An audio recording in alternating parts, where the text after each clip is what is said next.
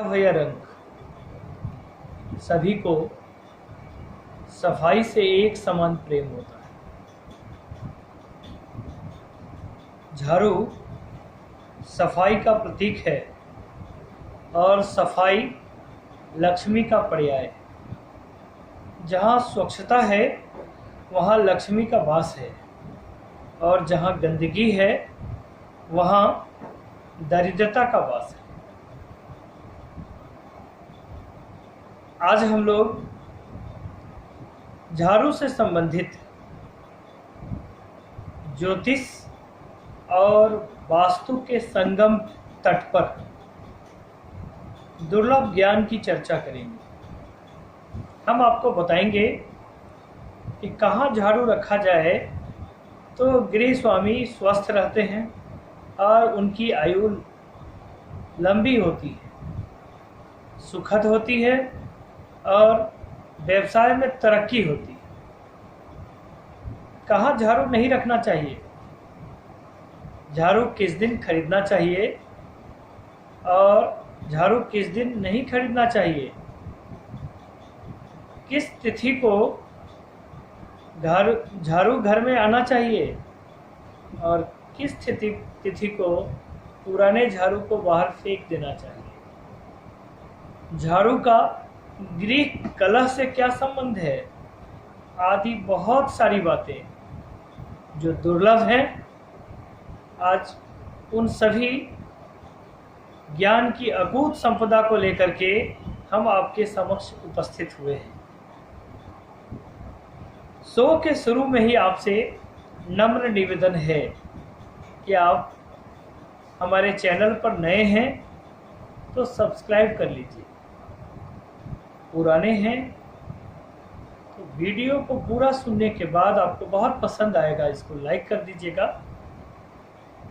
और शेयर कर दीजिएगा। हर घर में स्वच्छता का वास होना चाहिए। माता लक्ष्मी हर घर में,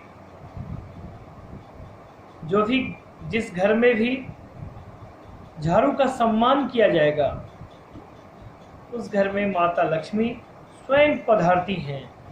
आइए शास्त्रीय बातों को शुरू करते हैं। सबसे पहले हम जानने का प्रयास करते हैं कि झाड़ू किस दिन खरीदना चाहिए।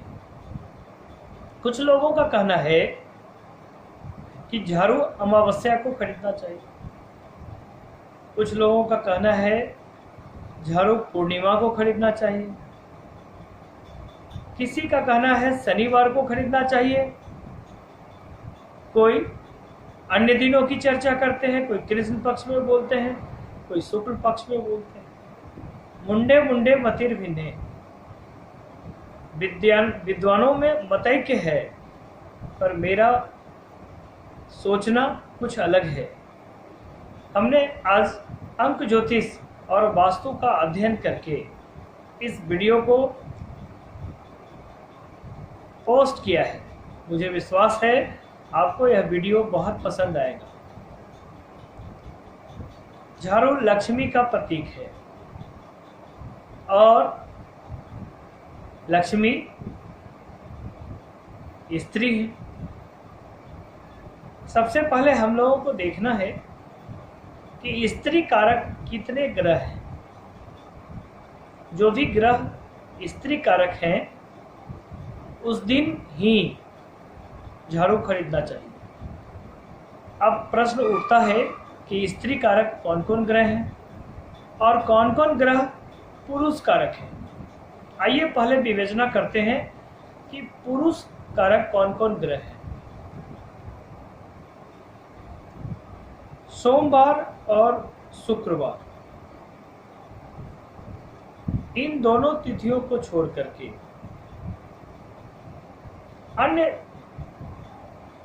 अन्य दिन जो है, सोमवार और शुक्रवार जो दिन है, इन दिनों को छोड़ करके सप्ताह के सभी अन्य दिन पुरुष कारक हैं। सोमवार चंद्रमा का पर्याय है, चंद्रमा स्वामी है। और चंद्रमा स्त्री कारक है, शुक्र स्त्री कारक है और झाड़ू स्त्रीलिंग है, लक्ष्मी का पर्याय है। इसलिए सोमवार और शुक्रवार को ही झाड़ू खरीदना चाहिए। अब जानने का प्रयास करते हैं हम लोग कि कौन कौन सी तिथियां स्त्री कारक है। तो जितनी विषम संख्या में तिथियां हैं वे सभी पुरुष कारक हैं। परिवा, तृतीया, पंचमी, सप्तमी, नवमी, एकादशी, त्रयोदशी, ये सभी पुरुष कारक हैं। पुरुष कारक के दिन लक्ष्मी नहीं खरीदना चाहिए, झाड़ू नहीं खरीदना चाहिए। अब प्रश्न उठता है कि स्त्री कारक कौन कौन सी तिथियां हैं।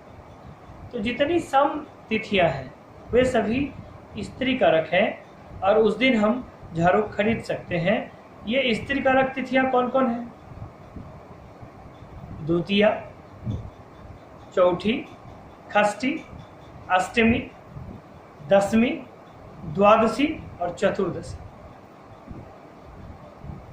आपके सामने यह स्पष्ट हो गया कि किन किन तिथियों को हम झाड़ू खरीद सकते हैं और किन किन तिथियों को हमको झाड़ू नहीं खरीदना है। बुधवार और शनिवार को नपुंसक ग्रह माना गया है। बुधवार बाल कारक ग्रह है और बालक में पौरुषत्व की कमी होती है, अभाव होता है, इसलिए इसे नपुंसक कहा गया है। और शनि वृद्ध हो गया हुआ है, वृद्ध में भी पौरुषत्व का अभाव होता है, इसलिए शनि को भी नपुंसक ग्रह कहा गया है। लेकिन दोनों है तो पुरुष ही, इसलिए बुधवार को और शनिवार को भी झाड़ू नहीं खरीदना चाहिए। हम इतनी बातें आपको इसलिए बता रहे हैं कि YouTube पर ऐसा बताने वाले का भीड़ लगा हुआ है कि शनिवार को झाड़ू खरीदना चाहिए, नहीं खरीदना चाहिए। आइए अब हमको जानने का यह हक है कि जिस दिन झाड़ू हम खरीद के लाएंगे उस दिन झाड़ू के साथ हमें कैसा व्यवहार करना चाहिए। शास्त्रों में ऐसी चर्चा है, शास्त्रों का मानना है कि जितना सम्मान हम माता लक्ष्मी का करते हैं उतना सम्मान हमें झाड़ू का भी करना चाहिए।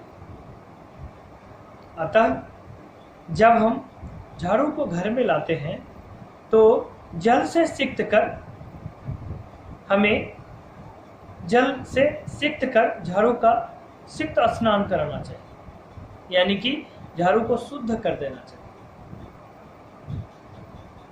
अब जब हम झाड़ू खरीद कर लाते हैं तब हमें यह जानने का अधिकार है कि इसे प्रयोग कैसे करना चाहिए।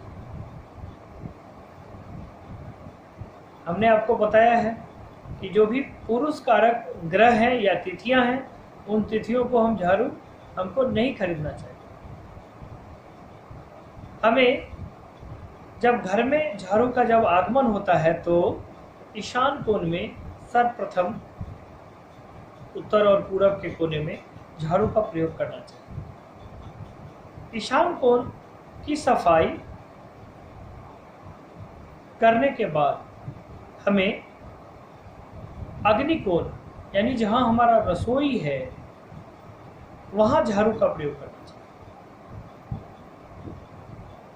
पूरब से पश्चिम की तरफ हमें झाड़ू का प्रयोग करना चाहिए। हमेशा याद रखना है कि जहां भी हम धन संग्रह करते हैं, धन रखते हैं, कैश काउंटर के नीचे जहां हमारा तिजोरी है उसके नीचे कभी भी झाड़ू को नहीं रखना चाहिए। जहां हमारा बेड है, शयन कक्ष है, उस शयन कक्ष में भी हमें झाड़ू को नहीं रखना चाहिए। ऐसा करने पर उस बिछावन पर सोने वाले के बीच में बिल्कुल नहीं बनती है। धोखे से भी गुस्सा आने पर कभी भी झाड़ू का प्रयोग किसी व्यक्ति पर नहीं करना चाहिए। कभी किसी कीड़े मकोड़े को झाड़ू से मारकर उसकी हत्या नहीं करना चाहिए। झाड़ू का आप जितना सम्मान करेंगे, आप उतना सुखी होंगे। धोखे से भी ईशान कोण में झाड़ू को नहीं रखना चाहिए। जिस प्रकार हम अपने घर में उल्टा वास नहीं कर सकते, यानी सिर के बल पर नहीं चल सकते, उसी तरह झाड़ू को कभी उल्टा नहीं रखना चाहिए। जिस छोर पर हम झाड़ू को पकड़ते हैं, उस छोर को झाड़ू का सिर समझकर झाड़ू के साथ हमेशा लेटा करके झाड़ू को रखने का व्यवहार करना चाहिए। झाड़ू के लिए उत्तर दिशा, पश्चिम दिशा और नैऋत्य कोण अत्यंत शुभ माना गया है। यदि नैऋत्य कोण में हम झाड़ू रखते हैं तो यहाँ रखने से गिरी स्वामी की आयु लंबी होती है। गिरी स्वामी सुखी जीवन जीते हैं और उनके व्यवसाय में भी तरक्की होती है। माता लक्ष्मी की असीम कृपा होती है। हमेशा याद रखना है कि घर में आगंतुकों के झाड़ू नहीं दिखना चाहिए। जैसे संपत्ति छुपा कर रखा जाता है, उसी तरह झाड़ू को हमेशा छुपा करके रखना चाहिए। झाड़ू के बारे में एक प्रचलित मान्यता है, यदि आप किराए के घर में रहते हो या पुराने घर छोड़ करके नए घर में जा रहे हो, तो जाने के समय झाड़ू को पुराने घर में नहीं छोड़ कर जाना चाहिए। यदि आप पुराने घर में झाड़ू को छोड़ के जाते हैं तो ऐसी मान्यता है कि लक्ष्मी पुराने घर में ही वास कर जाती हैं। जब कभी नए घर में जा रहे हो तो पुरानी झाड़ू को लेकर के नए घर में प्रवेश करना चाहिए। हमेशा याद रखना है कि ब्रह्म मुहूर्त से लेकर दिन के 11 बजे तक का जो पहर होता है, उस पहर में झाड़ू का प्रयोग घर में नहीं करना चाहिए। मध्याह्न वेला झाड़ू के प्रयोग करने के लिए सर्वथा उपयुक्त माना गया है। संध्या सूर्य अस्त के पश्चात कभी भी घर में झाड़ू नहीं लगाना चाहिए। ऐसा करने पर कन्या की संख्या घर में बढ़ती है और वंश वृद्धि रुक जाती है। मध्याह्न के लिए झाड़ू का उपयोग करना सर्वथा उचित माना गया है। अपने घर का कोई परिजन, कोई सदस्य यदि लंबी यात्रा पर जाते हैं तो उनके यात्रा गमन के तुरंत बाद झाड़ू का प्रयोग नहीं करना चाहिए। अमावस्या तिथि को हर शुभ काम वर्जित माना गया है। चंद्रमा मन का कारक है और उस दिन चंद्रमा का शक्ति क्षय रहता है, इसलिए अमावस्या के बारे में कहा गया है कि कोई भी शुभ काम उस दिन निषेध है। उस दिन लोग पितरों की पूजा करते हैं। किसी भी सूरत में अमावस्या के दिन झाड़ू नहीं खरीदना चाहिए। कई लोगों ने YouTube पर इस संदर्भ में बातें रखी हैं कि अमावस्या को झाड़ू खरीदना चाहिए। शास्त्र ऐसा मना करता है। अतः शास्त्रीय विधि के अनुसार अमावस्या को झाड़ू नहीं खरीदना चाहिए। अब झाड़ू यदि पुरानी हो गई हो, टूट गई हो, तो उसे किस तिथि को बाहर करना चाहिए? खरीदने के लिए मैंने बताया है कि झाड़ू सम संख्या वाली तिथि को खरीदना चाहिए और विषम संख्या वाली तिथि को आप झाड़ू को बाहर कर सकते हैं। हमेशा याद रखना है कि जब आप झाड़ू को अपने घर से बाहर कर रहे हो तो पूरे सम्मान के साथ, जितना हम माता लक्ष्मी का सम्मान करते हैं उसी सम्मान के साथ झाड़ू को विदा करना चाहिए। और झाड़ू को विदा करने की तिथि कौन सी होगी? परिवा, तृतीया, पंचमी, सप्तमी, नवमी, एकादशी और त्रयोदशी। झाड़ू को नदी या तालाब में विसर्जित नहीं करना चाहिए। झाड़ू को चूँकि लक्ष्मी का सूचक है इसलिए झाड़ू को कभी अग्नि में नहीं जलाना चाहिए। अग्नि में जलाने से आपकी लक्ष्मी रूठ जाती है। झाड़ू के बारे में एक और मान्यता है कि कभी भी झाड़ू को छत पर नहीं रखना चाहिए। छत पर रखने से घर में शोक उत्पन्न होता है और चोरी की संभावना बनी रहती है। झाड़ू का ज़्यादा भीगना और झाड़ू को ज़्यादा धूप लगना अशुभ का संकेत है, इसलिए झाड़ू को हमेशा छुपा करके और उत्तर या पश्चिम या नैऋत्य कोण में रखना चाहिए। ये थे झाड़ू से जुड़े हुए कुछ विचार। हम आशा करते हैं कि आज का यह वीडियो आपके जीवन में तरक्की में एक अहम भूमिका अदा करेगा। ईश्वर से प्रार्थना है, माता लक्ष्मी से प्रार्थना है कि आप यदि झाड़ू का सम्मान करते हैं तो वे आपके घर में विराजमान हो और आप सब तरह से सुखी हो।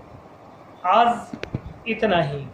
कल फिर नई ऊर्जा के साथ हम आपका हौसला अफजाई करने जरूर आएंगे। जय जानकी मैया।